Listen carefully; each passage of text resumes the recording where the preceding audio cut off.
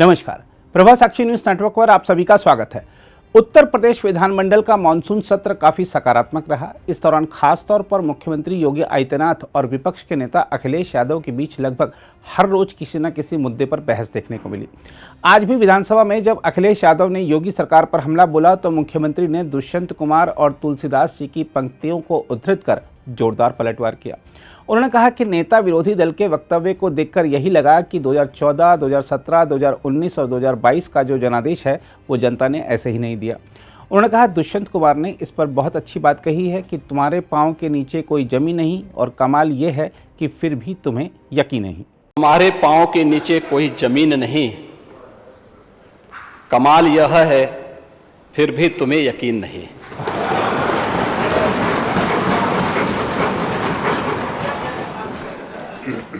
उन्हें जमीनी हकीकतों की कोई जानकारी नहीं है। और तुलसीदास जी ने बात कही भी, समरथ को नहीं दोष गुसाएं। ऐसे ही लोगों पे बातें अक्सर से सही बैठती हैं, क्योंकि जो लोग जन्म से चांदी के चम्मच में खाने के आदी हैं,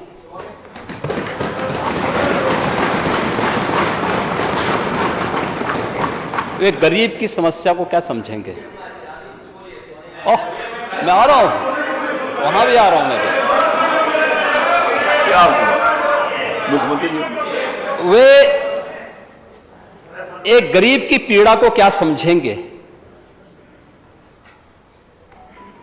एक किसान की पीड़ा को क्या समझेंगे,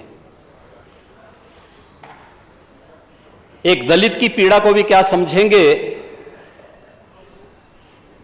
और अति पिछड़ों और पिछड़ों के साथ क्या इन्होंने व्यवहार किया था, ये किसी से छुपा हुआ नहीं है। महान किसान नेता और भारत के पूर्व प्रधानमंत्री चौधरी चरण सिंह जी ने कहा था कि देश की प्रगति का मार्ग इस देश के गांव, गलियों, खेत और खलिहानों से होकर के जाता है। चौधरी चरण सिंह जी की बातों को वास्तव में समाजवादी पार्टी ने अपने कालखंड में थोड़ा भी ध्यान में रखा होता तो उत्तर प्रदेश के इतिहास में सर्वाधिक किसानों ने इनके कालखंड में आत्महत्या नहीं की होती।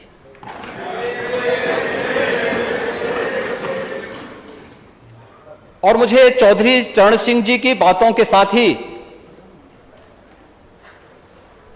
महान साहित्यकार राम कुमार वर्मा जी की कुछ पंक्तियां याद आती हैं, जिन्हें ध्यान में रख करके डबल इंजन की सरकार कार्य कर रही है। और वह देश के अन्नदाता किसानों के लिए समर्पित पंक्तियां थी कि हे ग्राम देवता नमस्कार, हे ग्राम देवता नमस्कार, सोने चांदी से नहीं किंतु तुमने मिट्टी से किया प्यार, हे ग्राम देवता नमस्कार। ये उसी किसान के लिए है, क्योंकि सोना चांदी से प्यार करने वाले लोग अन्नदाता किसान के महत्व को नहीं समझेंगे, उसके महत्व को समझ नहीं पाएंगे, उसकी पीड़ा को भी नहीं समझ पाएंगे।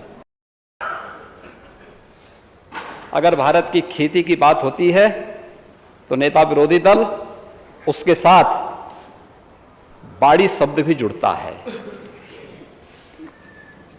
पशुपालन भी उसका पार्ट है। और जिस सांड की आप बात कर रहे हैं ना, ये सांड भी उसी का हिस्सा है। आपके समय में ये बूचड़खानों के हवाले होता था, हमारे समय में यही पशुधन का पार्ट बना हुआ है। और इसीलिए उस सच्चाई को आपको स्वीकार करना चाहिए कि आप अपनी विफलता को छुपाने के लिए, कुछ पेपर की कटिंग थी, लगता है कि होमवर्क करते समय शिवपाल जी ने कुछ पुरानी कटिंग भी बीच बीच में रखवा दी है। क्योंकि ये तो इतिहास गवाह है कि जब परिवार में सत्ता का संघर्ष आगे बढ़ता है तो कुछ न कुछ चीजें तो सामने आएंगी। और पुराने जो है अनुभवी नेता हैं, शिवपाल जी तो इतना पापड़ बेले हैं, तो कुछ तो सामने आएगा, कुछ तो परिणाम सामने आने चाहिए। और शिवपाल जी, आपके प्रति हमारी बहुत सहानुभूति है। आपके साथ अन्याय हुआ है, हम जानते हैं, और इसीलिए आपके साथ ये लोग न्याय करेंगे नहीं। फिर भी आइए अब देखते हैं अखिलेश यादव ने विधानसभा में कैसे योगी सरकार को घेरा था। और इस सरकार में कुल इनकाउंटर 10,000, घायल 5,000, और जब रिपोर्ट आती है सबसे ज्यादा नेशनल ह्यूमन राइट कमीशन ने नोटिस दिए, और नोटिस में क्या निकल करके आता है कि इनकाउंटर में घायलों में से ज्यादातर की टांग में गोली मारी गई है। बहुत अच्छा निशाना है, टांग में गोली जाती है केवल। और पुलिस इनकाउंटर में अभी तक 13 पुलिसकर्मी शहीद हुए, जिनमें अकेले विकास दुबे मामले में 8 पुलिसकर्मी शहीद हो गए। देश के इतिहास में पहली बार ऐसा हो रहा है कि पुलिस बाइक से दौड़ाते हुए व्यक्ति की भी टांग में गोली मार रही है। इतनी निशानेबाज है पुलिस। और घटनाओं का मैं जिक्र नहीं करना चाहूंगा, एक लंबी सूची है घटनाओं की। मुझे याद आ रहा है चंदन गुप्ता, और यहां के नेता सदन से लेकर के सभी याद कर रहे होंगे, कासगंज की घटना। आपने क्या आश्वासन दिया था? दोषियों को सजा मिलेगी, परिवार के एक सदस्य को सरकारी नौकरी मिलेगी। आप ही के लोग आश्वासन देकर के आए थे, वो कहां है सरकारी नौकरी? अगर आप भी लेना चाहते हैं देश दुनिया की तमाम जानकारी तो आज ही सब्सक्राइब करें हमारे चैनल को। साथ ही नीचे दिए बेल आइकन को जरूर दबाएं ताकि हर अपडेट आप तक पहुंच सके।